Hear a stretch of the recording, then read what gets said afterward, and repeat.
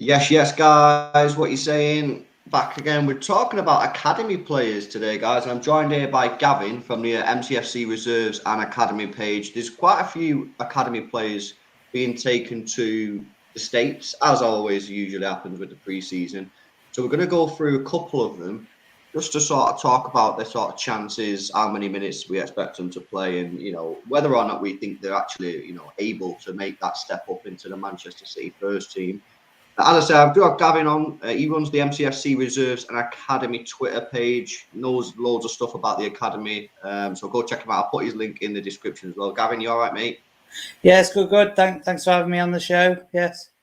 Yeah, no worries. So what are you thinking about? Obviously, there's quite a lot of boys that have gone over. I think it's like 10 or 11 or something like that in total that I've seen before. Obviously, I am including players like Liam Delap and Cole Palmer who are sort of trying to bridge that gap. But this is sort of normal, right? That this many players go, Yeah, I mean, you expect the squad to be padded out with some of the up and coming young players, but obviously there's been the issue with the some of the players not meeting the US standards immigration. So there's been given a couple of others have been given the chance, and Rico Lewis was one of them. He was yet one of the extra ones that was taken. So obviously, a lot of the other ones were already scheduled to go, but he was definitely one of the extra ones that they've decided to take. So. Well, let's talk about Rico Lewis then, because Rico Lewis, for those that you guys don't know, is a right back at Man City. He's very. I like him. I've seen him a few times now, and I think he's a real hot prospect. I think he's a typical sort of modern day fullback, flying up and down the wings. There, you can see him on screen there for those that haven't seen him before. Rico Lewis, then, Gav. What you're saying is, is he going to get any minutes in the pre-season? How close do you think he is at potentially making that step up to the first team? Obviously, he's not really done that many games in the EDS last year, so he's only 17. I think it's more about him experience being away with the first team and stuff. But there's every chance that come the end of a game, he might get some minutes against Club America. Possibly not against Bayern, but that first game against Club America, yeah, there's every chance, yeah. Because I mean, like you say, he's so dynamic down the flank, and he's not afraid to really put it in there and win the ball when necessary. And then he's got a great eye for goal and great composure inside the box because he can finish as well. He scored some really good goals last year for the under-18s. Yeah. Yeah, he's a really modern day fullback, and I've actually only seen him play for the EDS. And like I say, I've only seen him play a few times, but I love the speed at which he gets up and down the line. Like I say, just sort of if you was to sort of say to the guys in the academy now at fullbacks, no, this is what you need to be doing as a sort of modern day fullback, then he does sort of tick all the boxes there. So. I think he's got a great opportunity. I think you're right. He's only 17, so he needs obviously another season in the EDS, and then I think maybe next season.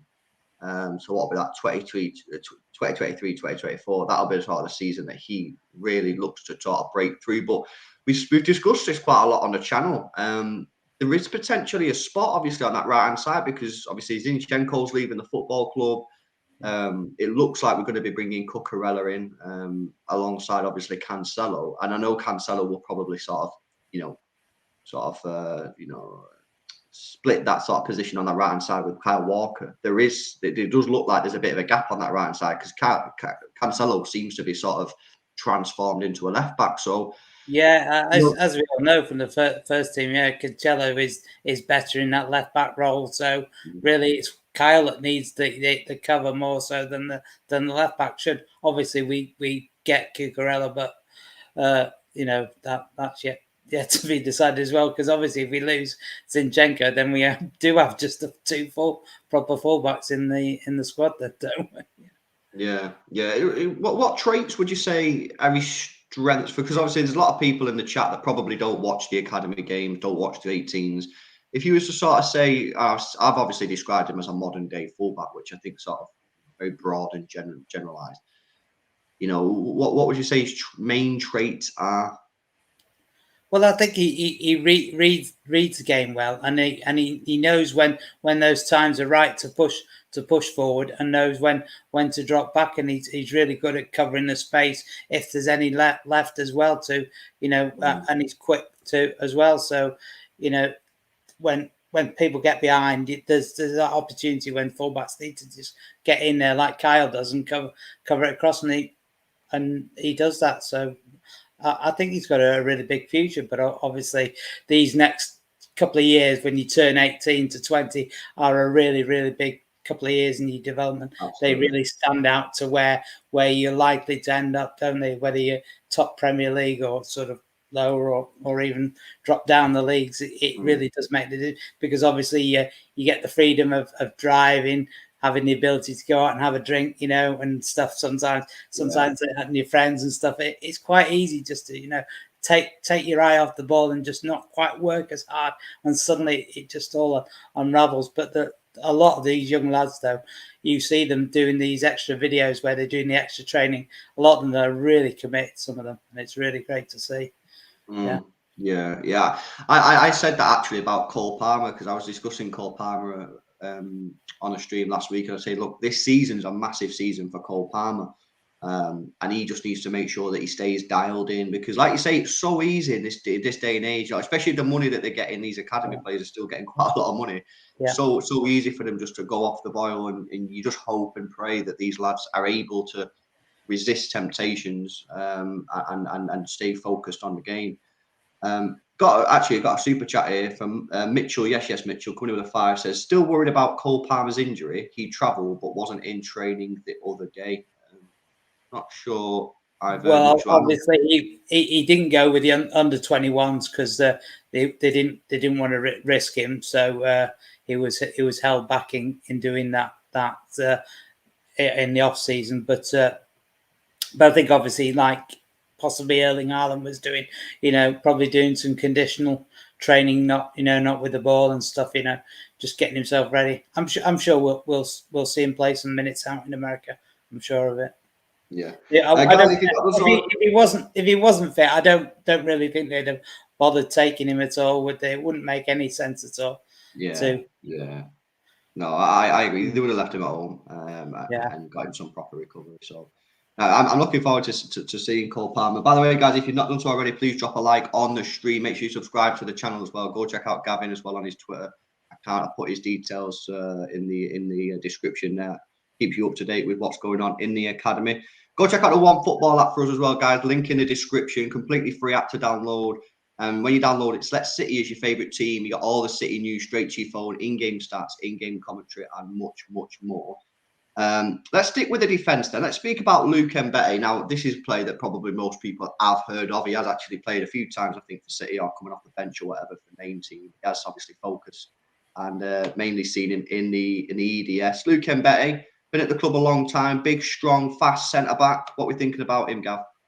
Yeah, that's exactly what you say. Big, strong, and fast, and I think not last season, but the season before, he really burst onto the scene. But then the beginning of last season, I think that development just sort of halted. We didn't see a lot of him, but after Christmas, he just burst again, and we saw by the end of the season he was flying. He was bossing people at the back and winning tackles and making sure no one was getting past him, and spreading the ball out really well, doing really well. So yeah, I was really impressed at how well he finished the season. Yeah.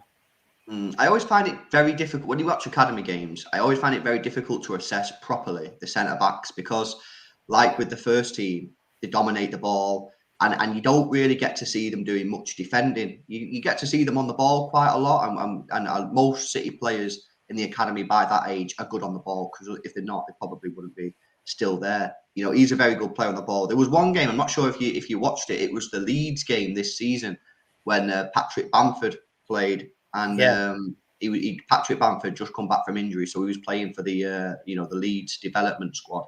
And I thought in that game, Luke really, really impressed me. Really strong, powerful, knew his positioning well, playing against a top class striker in Patrick Bamford.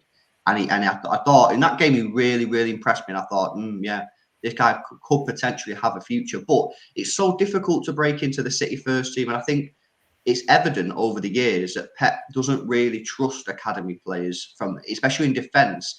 I mean, I think it's only Wickham really that I've seen many, young players in the defence. I think he trusts them a little bit further up the pitch, but it's difficult for Luke Mbete. He's probably going to get some minutes. Obviously, Laporte, I think, has stayed at home, so that will help his chances of getting minutes. But it's a big season for Luke Mbete, and it's sort of this season or never. I get the sort of impression.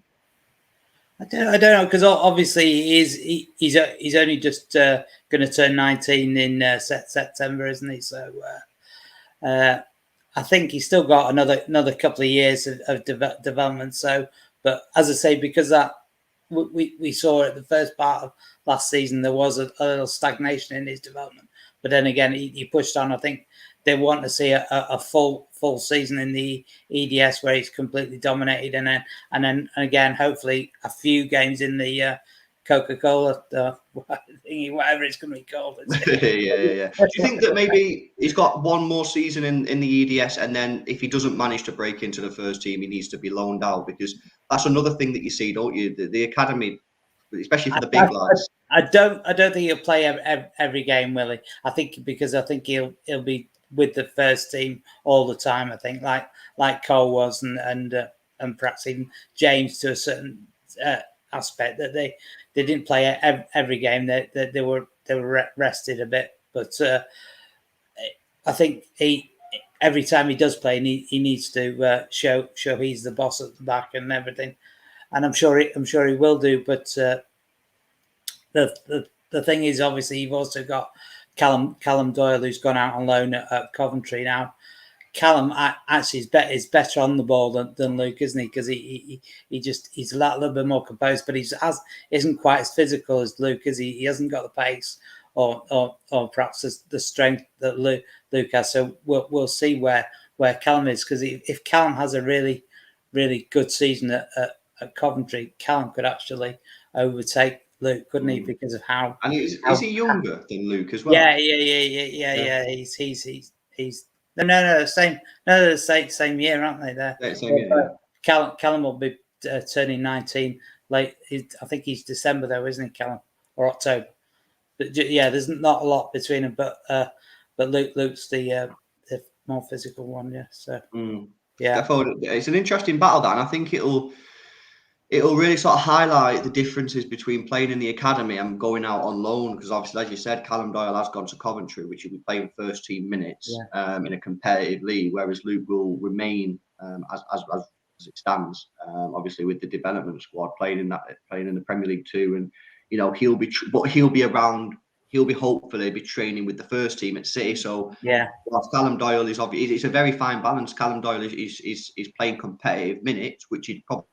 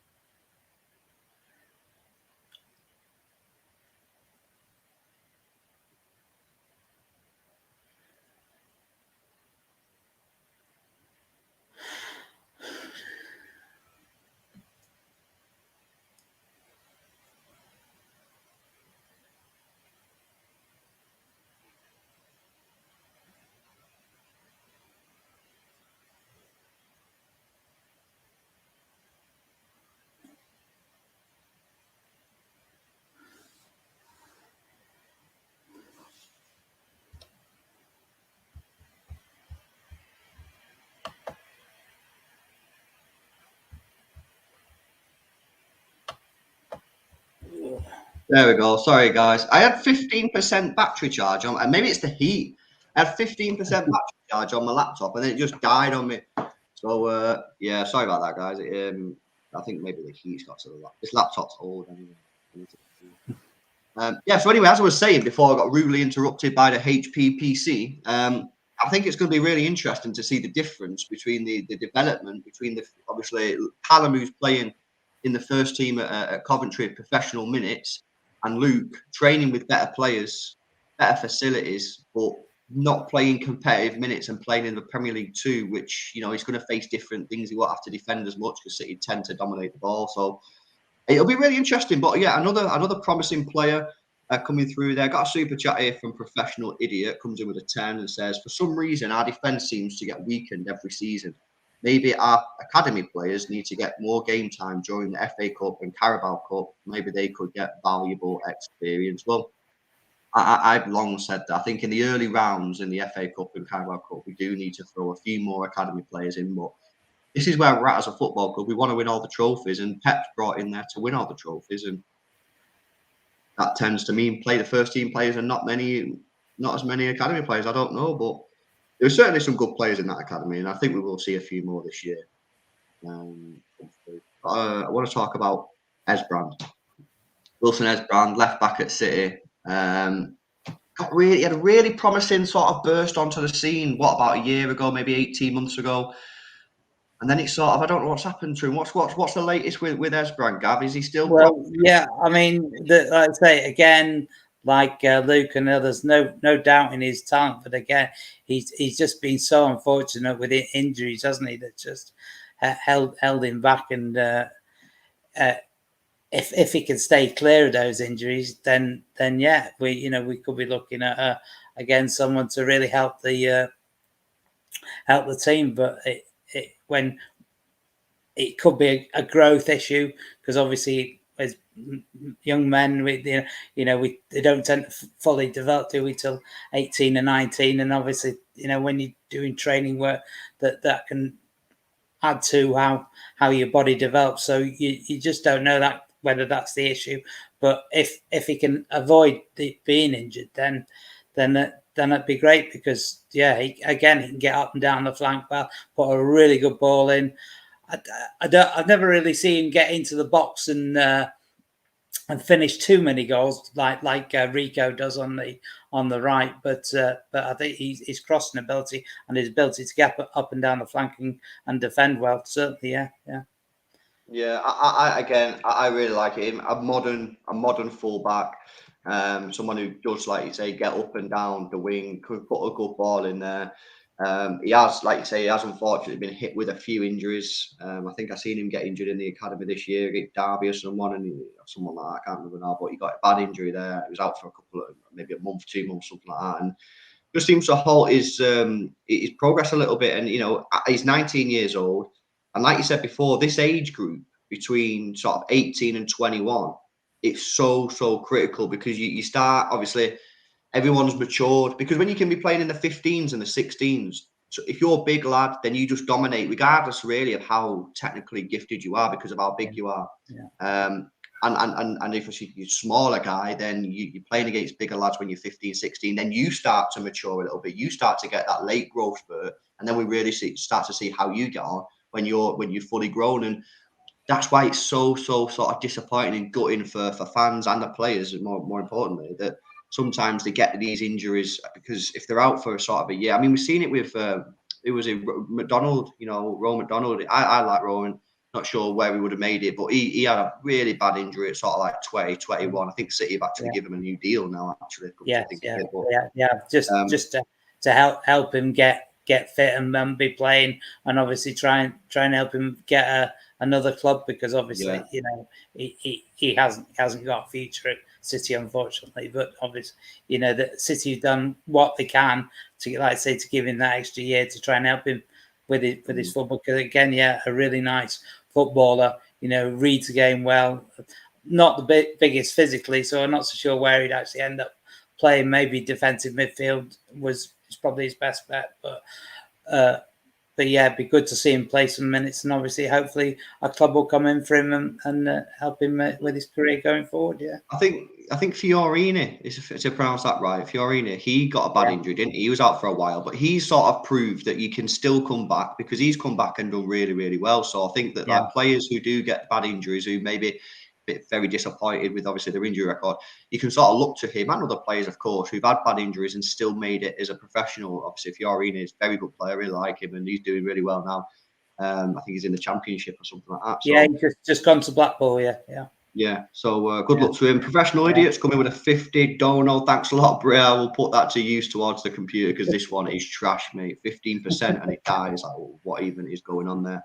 Guys, if you've not done so already, please will you drop a like on the stream? We've got nearly 400 people in the stream, so please drop a thumbs up on the stream. Get us, I don't know, to 200 likes or something. Subscribe to the channel as well if you're new. We're trying to get to 60,000 subscribers. And go check, if you want the latest on the academy and stuff like that, go check out Gavin's page. I'll put his link in the description there, so you can go follow him on Twitter. Go check out the One Football app as well, guys. Completely free to download, and if you download it, you do help support the channel, so we really do appreciate it, man. Right, final player before we end. If you guys want a part 2, by the way, let us know, and we can come back and talk about some other players, but we only had sort of like half an hour or so, so I'm going to talk about Oscar Bob. Interesting player, plays on the wing, typically on the right wing, but has played on the left once or twice. I've seen him, but typically he's a right winger. I think he's from the Netherlands. I don't know. I can't remember. No, Norway, right? Norway. Yeah. So obviously might be known to a certain Mr. Haaland. Thoughts on Oscar Bob? He's very highly rated in the sort of City community, especially the guys who are online talk about these academy players. What are your thoughts on Oscar Bob? Yeah, I mean, again, just it seemed to when he came to us, just took a little bit of time to get used to things, and then when he was first moved up to the EDS, I think he struggled, so he went back down to the under-18s. But last year he played a full season with the EDS and had some really good games. But it just now and again when he came up against the better players, I think just sometimes he just wasn't quite there with what he wanted to do. So, but again, he's still 19, isn't he? Still got time. But I just think with the likes of Cole and James and other people, I think they're just ahead of where he is. But I mean, I'm sure that that he'll be able to offer something going down the line. He just he's not one of the players that I think is going to push too much to make it, but he's got some really good skill, and really good close control in and around the box, and can put defenders on the backside quite easily if they're not careful. But it just, I think some of the better ones that he came up against, I think they closed him down well, and that he just didn't seem to find that space they could do. But again, you can never rule players out. Give them this one more year and see where they're at. If they push on again, then that's great, isn't it? That's what we want to see. But he's got some challenges with better players around him, I think, to try and push for a space. But he's been taken to America, so yeah, he should grab the opportunity by both hands and see what he does with it. Yeah. I have sort of the same opinion on that. I've seen him a few times and he's been really good. I've seen him, unfortunately, majority of times I've seen him, he's not really impressed me. He's been quiet. I don't think he's sort of, like I say, saying about growth. I don't know if he's still not fully grown yet because he doesn't seem a bit, very big lad.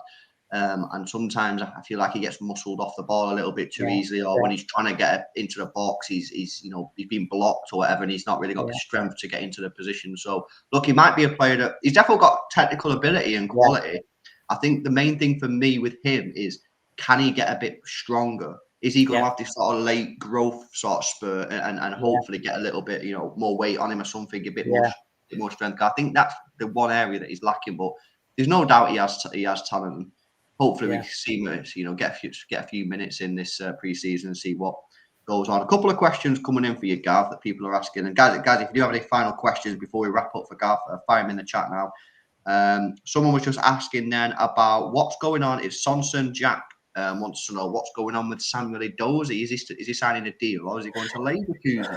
Well, it was all very strange because obviously seeing him going into training to begin with, we all expected him not to be there and go to Leverkusen, wasn't it? But he was there. But then obviously he's not been included in the team to go to America, and he wasn't talked about as to why he didn't go like the other players like Phil and so on. But so it would appear that he probably is going, but it's maybe a bit sad because maybe he could have been that one that bridged the gap with us losing Sterling, because then there's that extra space on the left, because I think in the first team the left hand side is probably the one that we need to find, because obviously on the right you've got Cole, Riyad and Alvarez. As every time I've seen him, he's more played on the right than on the left. So whereas on the left we've really only got Phil and Jack, haven't we? So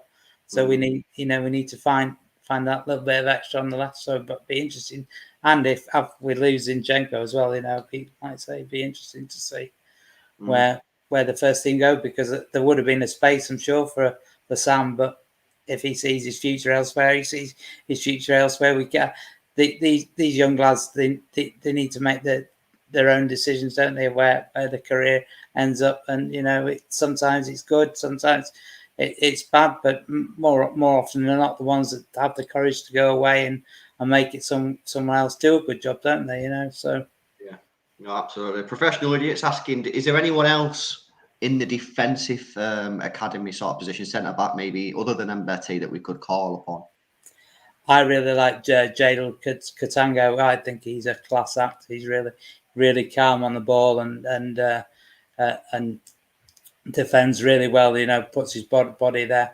I can see him making a name for himself next season in the EDS. And obviously he was pushed up a year early. He did the EDS as early as not last season, the season before, towards the end, and he was still only 16 at the time, wasn't he? So he's one to watch out for in the coming years, definitely. Yeah, City on the Man City website. He's been a key part of his age groups, teams from the under-9s up to his current position in the 18s. A powerful centre-back, Jadel featured regularly with the under-18s in 2021 as the youngest member of the side, playing in key games in the title-winning campaign. He stepped up again in the 2021-2022 season, playing 18 times as we retain the under-18 Premier League and making his debut in the EDS level. Still very young, a local lad apparently. I've not actually seen him play ever, so that'll be interesting to see him a little bit more next season. Right, buzzing. I think we'll wrap it up there, guys. Well, you seem to have liked the stream with Gavin there, guys. So if you want us to do another one, maybe cover the rest of the players that have made it that we've not touched on, then just let us know, drop a comment, and I'm sure we can arrange another time.